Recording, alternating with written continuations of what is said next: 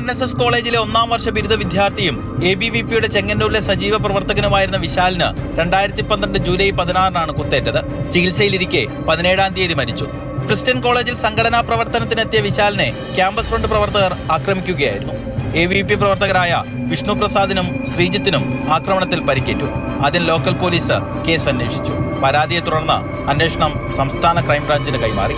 പ്രായപൂർത്തിയാകാത്ത ഒരാൾ ഉൾപ്പെടെ 20 പേർക്കെതിരെയാണ് ക്രൈംബ്രാഞ്ചിന്റെ കുറ്റപത്രം.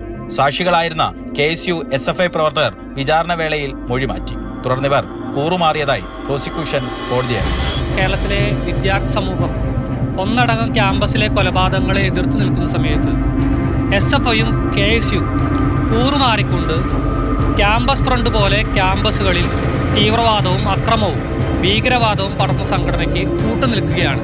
അല്ലെങ്കിൽ അതിനു വേണ്ടിയിട്ട് ഐക്യദാർഢ്യം കൊടുക്കുന്ന ഒരു സാഹചര്യമാണ് ഈ കേസിൽ നമുക്ക് കാണാൻ വേണ്ടി സാധിക്കുക. പ്രതികൾക്കുള്ള ശിക്ഷ മാവേലിക്കര അഡീഷണൽ സെഷൻസ് കോടതിയാണ് വിധിക്കുക. കേസിലെ മുഴുവൻ പ്രതികളും നിലവിൽ ജാമ്യത്തിലാണ്.